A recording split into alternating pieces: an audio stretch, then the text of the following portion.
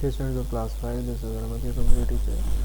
Today we are going to continue unit number 2 computer language. तो आज हम unit number 2 computer language को आगे मज़ीद कंटिन्यू करेंगे। ओके क्लास, तो लास्ट लेक्चर में जो है वो हमने लो लेवल लैंग्वेज जिसमें मशीन लैंग्वेज और असेंबली लैंग्वेज के बारे में हमने डिस्कशन किया था और समझा था कि क्या है, और मैंने आप लोगों को कुछ क्वेश्चन दिए थे लिखने के लिए। सो होपफुली आप सबको यहाँ तक सब चीज़ें क्लियर हों।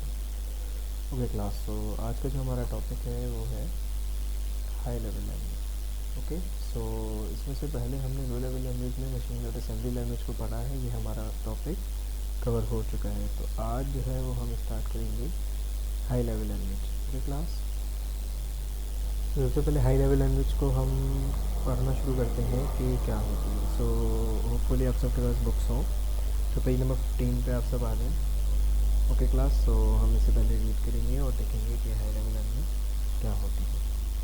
High level language is a programming language that enables programmer to write programs that are machine independent. Okay, तो ऐसे प्रोग्राम्स जो कि मशीन इंडिपेंडेंट हो, यानी कि जो ह्यूमन आराम से राइट कर सके। These languages are considered high level language as they are closer to human language।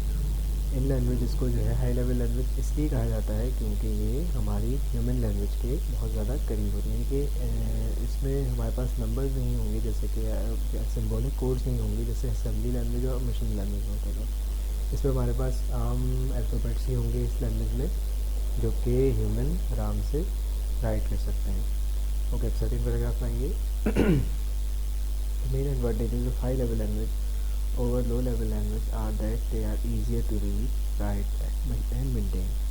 यानी कि इसको लिखना और इसको समझना और इसे मेंटेन करना बहुत ज़्यादा आसान है as compare to machine language. तो programs written in a high level language must be translated into machine language by using a translator called compiler and interpreter. Okay class, तो हम हाई लेवल लैंग्वेज के जो है programmes, ऐसी बात है अगर हम अपनी ओन लैंग्वेज में लिख रहे हैं या हमसे क्लोज़र टू ह्यूमन लैंग्वेज है अगर वो, तो कंप्यूटर से कैसे अंडरस्टैंड करेगा। तो कंप्यूटर के लिए क्या है, कुछ ट्रांसलेटर सॉफ्टवेयर्स होते हैं जिसे हम कंपाइलर या इंटरप्रेटर बोलते हैं। ठीक है, कंपाइलर और इंटरप्रेटर दोनों अलग अलग चीज़ें हैं। ये डिपेंड करता है कि कौन सा प्रोग्राम है और जो है किस लैंग्वेज को जो है ट्रांसलेट करना है मशीन लैंग्वेज में। तो कुछ ट्रांसलेटर्स होते हैं जो कि हमारी हाई लेवल लैंग्वेज में लिखे हुए कोड्स को कन्वर्ट कर देते हैं किसमें, मशीन लैंग्वेज में। ओके क्लास, तो अब ज़रा हम चलते हैं कैटेगरीज की तरफ। सो हाई लेवल लैंग्वेज की जो है हमारे पास 3 कैटेगरीज हैं, जो कि है third generation, fourth generation, fifth generation. Okay, so machine और असेंबली लैंग्वेज जो थी हमारे पास फर्स्ट और सेकेंड जनरेशन थी, और हाई लेवल लैंग्वेज से हमारे पास third, fourth and fifth generation language start होती है। ओके क्लास, सो अब पेज नंबर 15 पे ही हमारे पास है हाई लेवल लैंग्वेज में थर्ड जनरेशन लैंग्वेज। तो इसे हम पहले रीड करते हैं। A third generation language instructions is written as a series of English like words like add for addition etc। ठीक है ना, यानी कि नॉर्मल इंग्लिश के वर्ड्स हैं, जैसे कि ऐड हम यूज़ करते हैं एडिशन के लिए थर्ड जनरेशन की लैंग्वेज में। Many third generation language also use arithmetic operation such as asterisk for multiplication and plus for addition. यानी कि कुछ ये इस तरीके के सिंबल भी यूज़ करते हैं, स्पेशल कैरेक्टर जिसे हम बोलते हैं, जो हमारे कीबोर्ड्स में होते हैं। स्टैटिक होता है फॉर मल्टीप्लिकेशन और प्लस का जो हमारे पास की होती है वो एडिशन के लिए।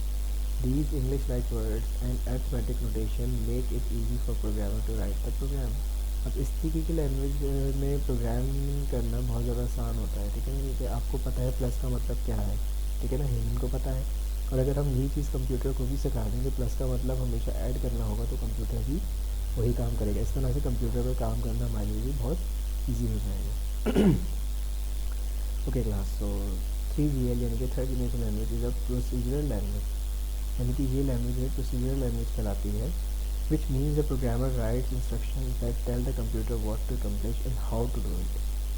ओके, कंप्यूटर को जैसे कि हमने प्लस या ऐड बता दिया है, तो कंप्यूटर से प्लस और ऐड ही करेगा, इसके अलावा और कोई काम नहीं करेगा। तो ये प्रोसीजरल लैंग्वेज कहलाती है, यानी कि पूरे प्रोसीजर्स हमें नहीं बताएंगे, जिसमें हमें एक कमांड देनी है और उसका प्रोसीजर कंप्यूटर खुद जो है उसको फॉलो करेगा।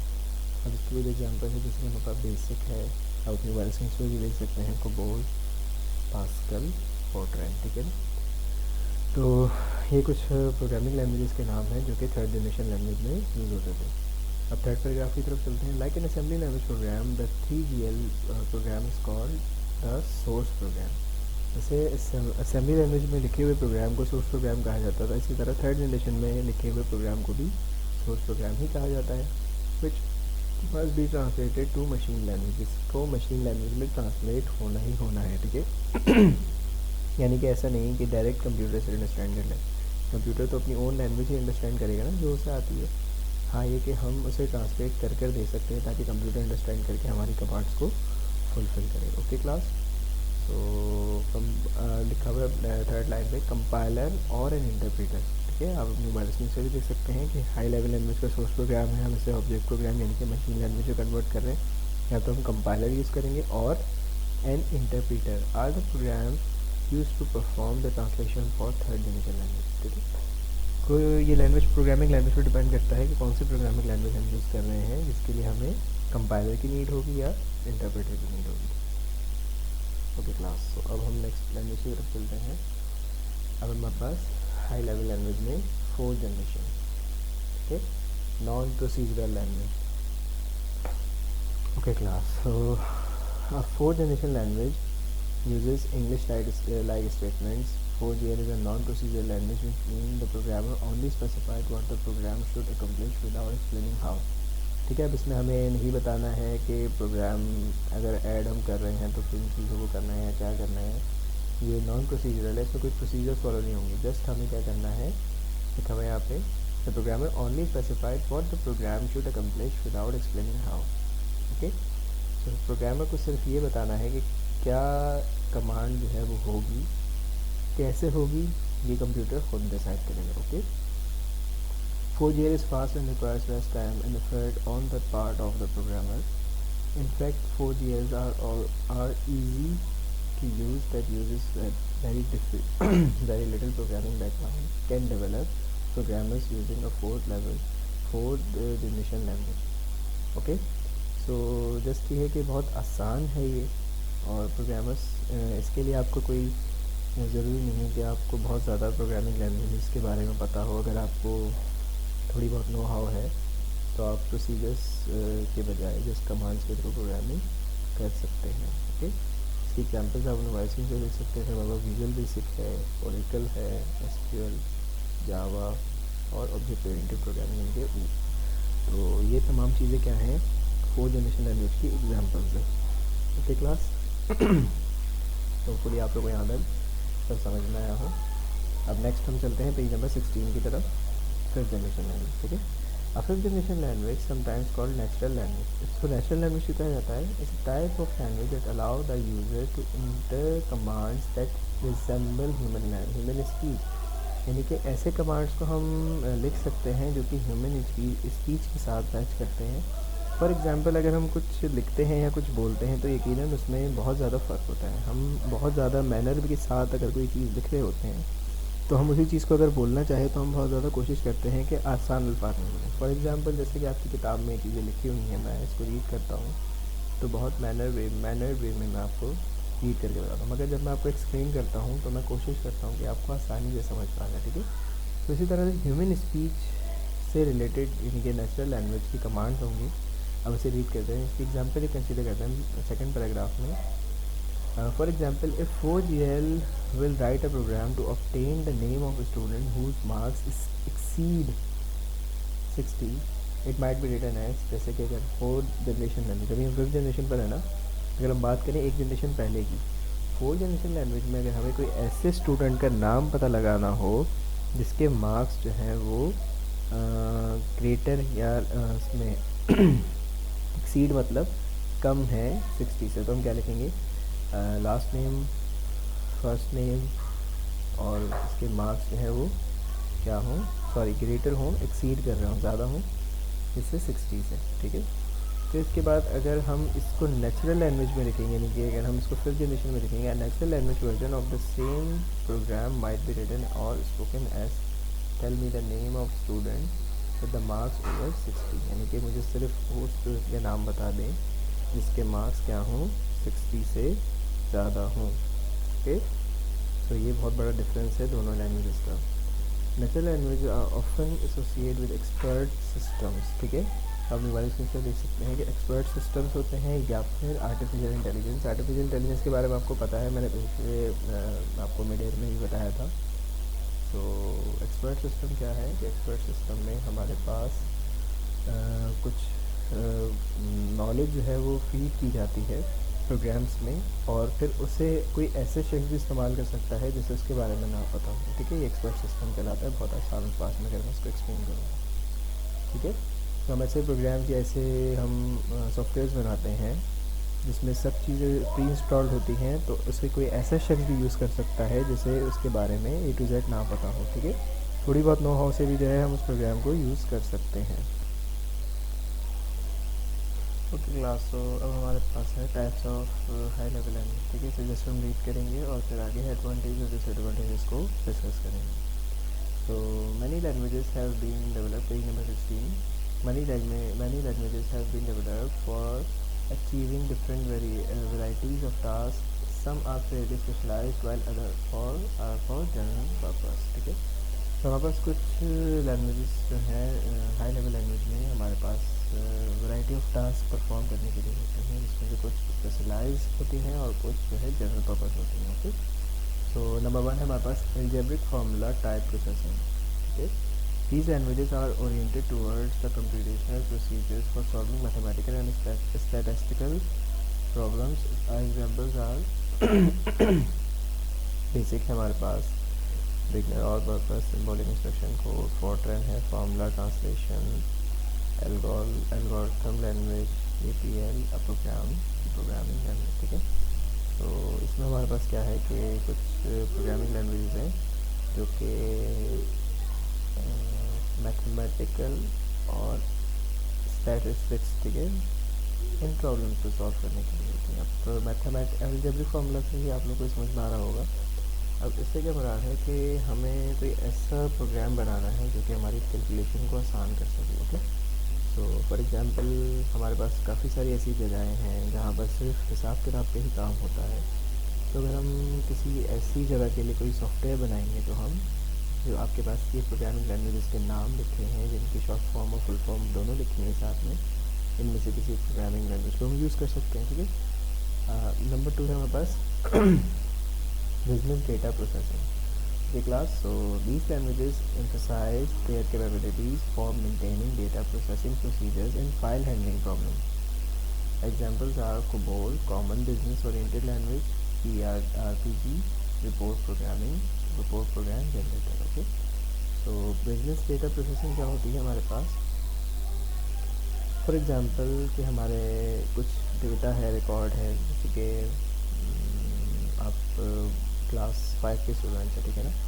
तो क्लास 5 के स्टूडेंट्स का कोई ना कोई डेटा होगा, जैसे कि हर बच्चे का या हर स्टूडेंट का नाम है, हर स्टूडेंट का रोल नंबर है, और हर स्टूडेंट का फादर नेम, हर स्टूडेंट का मदर नेम है, ठीक है ना। तो ये तमाम रिकॉर्ड होते हैं। इस तरह के रिकॉर्ड्स को यानी कि या फिर हम किसी भी ऐसी जगह पर जहाँ पे बहुत सारे हमारे पास लोगों के रिकॉर्ड्स हों, तो इस तरह के डेटा की प्रोसेसिंग के लिए हम कोबोल या RPG को यूज़ करते हैं। ओके, अब हमारे पास थर्ड है string and list processing. These are used for string manipulation, including search for pattern, inserting and deleting characters. Examples are LISP, list processing, Prolog, programming in logic. Okay, तो string and list processing क्या होती है, जैसे कि अभी हमने पिछली इसमें बात की है बिजनेस डेटा प्रोसेसिंग में, तो हमारे पास बहुत सारे लोग का रिकॉर्ड है. तो स्ट्रिंग एंड लिस्ट प्रोसेसिंग में क्या होगा, हम उस रिकॉर्ड में से किसी चीज़ को अगर हमें ढूंढना है, सर्च करना है, ठीक है, या फिर हमें कोई नया रिकॉर्ड ऐड करना है या कुछ डिलीट करना है, तो ये LISP एंड प्रोलॉग यानी कि प्रोग्रामिंग इन लॉजिक हम यूज़ करते हैं. तो फोर्थ है हमारे पास ऑब्जेक्ट ओरिएंटेड प्रोग्रामिंग यानी कि OOP. In OOP, the computer program is divided into objects. Examples are C++, C यानी कि जावा. ये दो प्रोग्रामिंग लैंग्वेजेस हैं जो कि ऑब्जेक्ट ओरिएंटेड प्रोग्रामिंग के लिए यूज़ की जाती हैं। ऑब्जेक्ट ओरिएंटेड प्रोग्रामिंग क्या होता है कि हमारी प्रोग्रामिंग लैंग्वेज जो है वो डिफरेंट ऑब्जेक्ट्स पर डिवाइड हो जाती है। ओके, हमारे पास फिफ्थ है visual programming language. These are design for building Windows based application. Examples are visual basic, visual Java, visual C. Okay, so अब ऐसी प्रोग्रामिंग जो कि हमें कोई ऐसी एप्लीकेशन बनानी है जिसमें विजुअली हमारे पास चीज़ें हों। इसकी फाइन एग्जांपल ये कि आप लोग कोई ऐसे सॉफ्टवेयर यूज़ करते हैं, जैसे कि हमने लैब में माइक्रोसॉफ्ट वर्ड यूज़ किया था, ठीक है। तो उसमें बहुत डिफरेंट टैब्स थे, बटन्स थे जो कि हम प्रेस करके या डिफरेंट टैब्स से मूव करके हम अलग अलग चीज़ों को परफॉर्म कर सकते हैं। फॉर्मेटिंग अपनी अच्छी कर सकते हैं, राइटिंग स्टाइल वगैरह, ठीक है। तो अगर इस तरीके की एप्लीकेशन हो और हमें बनानी हो तो हम विजुअल प्रोग्रामिंग की मदद से बनाएंगे। क्लास ओके क्लास, तो अब हमारे पास है हाई लेवल लैंग्वेज के एडवांटेजेस एंड डिसएडवांटेजेस। तो सबसे पहले हम एडवांटेजेस को डिस्कस करेंगे। Page number 17। यूज़र फ्रेंडली, मतलब कि ये इसको आसान करना बहुत आसान है। यूज़र यानी कि जो हम यूज़र हैं हमारे लिए यूज़र फ्रेंडली, मतलब कि हम इसे बहुत ईजीली यूज़ कर सकते हैं। सेकेंड है similar to English with vocabulary of words and symbols, therefore it is easier to learn. यानी कि इंग्लिश लैंग्वेज की तरह इसकी वोकेबलरी और वर्ड्स वगैरह तो उसको सीखना बहुत आसान है। They require less time to write, इसको लिखना बहुत यानी कि ज़्यादा टाइम वेस्टिंग नहीं है, बहुत कम टाइम में हम इसे राइट कर सकते हैं। Okay, they are easier to maintain, इसको मेंटेन करना बहुत ईजी है। Programs written in a high-level language can be translated into many machine languages and therefore can run on any computer for which there exists an appropriate translator. Okay, so हमारे पास जो programming language होती है high level language में, उसे हम different translators की मदद से अलग अलग मशीनों के हिसाब से, जैसे कि अगर हमारे पास एक कंप्यूटर है या हमारे पास कोई दूसरी तरह का कंप्यूटर है या कोई और मशीन है, तो हम इस तरह से जो है अपनी प्रोग्रामिंग लैंग्वेज को या हाई लेवल लैंग्वेज को ट्रांसलेट करके किसी भी मशीन पर उसे रन कर सकते हैं। ओके, तो ये भी इसका एक एडवांटेज है। लास्ट एडवांटेज है हमारे पास, it is independent of machine on which it is use, that is programs develop in high level language can be run on any computer. ठीक है, देखिए मशीन इंडिपेंडेंट है, इसको हम लिखने के बाद किसी भी उसमें मशीन पर रन कर सकते हैं by using different translators. Okay, अब है हमारे पास disadvantages of high level language. High level language has to be translated into machine language by a translator like compiler और interpreter which takes time. Okay, अब machine language की तरह ही directly understand तो नहीं कर पाएगा ना कंप्यूटर, तो कंप्यूटर की अंडरस्टैंडेबिलिटी के लिए हमें इसको ट्रांसलेट करना पड़ेगा इनटू मशीन लैंग्वेज। इसकी मदद से कंपाइलर इंटरप्रेटर की मदद, जब दोनों प्रोग्राम या दोनों में से कोई एक जो है इसको जब ट्रांसलेट करेगा तो उसके लिए हमारे पास टाइम रिक्वायर्ड है, तो इसलिए टाइम रहेगा, ये इसका disadvantage. Object code generated by a translator might be efficient as compare to an equivalent assembly language program. Okay, तो जो ऑब्जेक्ट कोड है जो भी हमारा ट्रांसलेट कोई भी प्रोग्राम करेगा तो वो जो है बिल्कुल इक्विवेलेंट होना चाहिए असेंबली लैंग्वेज की। वैसी बात है, अगर मैं आपको किसी चीज़ की ट्रांसलेशन बताऊं तो आप जो है उसे अगर एक्जैक्टली वो ट्रांसलेटेड ना हो तो नहीं समझ पाएंगे, ठीक है ना। तो इस तरह कंप्यूटर के लिए भी ये ज़रूरी है कि उसको अगर ट्रांसलेट की हुई कोई चीज़ दी जाए, कोई भी हाई लेवल लैंग्वेज का प्रोग्राम किसी मशीन लैंग्वेज में ट्रांसलेटेड हो और फिर कंप्यूटर से रीड करे तो वो एग्जैक्ट ट्रांसलेटेड होना चाहिए। अगर ज़रा सा ट्रांसलेशन में आगे पीछे या गड़बड़ हुई तो कंप्यूटर से अंडरस्टैंड नहीं कर पाए। सो आज के टास्क की तरफ चलते हैं। तो सबसे पहले आपने जो है कोई से भी 3 एडवांटेजेस लिखने हैं high level, right, any 3 advantages of high level language. तो आप अपने आंसर को जो है पेज नंबर 17 से लिख सकते हैं। जो भी एडवांटेज हमने पढ़े इनमें से टोटल 2 3 4 5 6 है। 6 में से आप कोई से भी 3 लिखेंगे या आपकी मर्जी, आप कोई से भी लिख सकते हैं। ओके, अब नेक्स्ट चलते हैं। अब नेक्स्ट हमारा टास्क है right the full form of the following HLL, Fortran, basic, COBOL, LLM। तो ये 5 जो है हमारे पास एक्रोनियम्स है यानी कि फुल शॉर्ट फॉर्म्स है एब्रीवेशन, इनको आपने जो है फुल फॉर्म में लिखते हैं। ओके, सो होपफुली आप लोग आज का लेक्चर समझ में आया हो। So thank you for the listening. अल्लाह हाफ़िज़।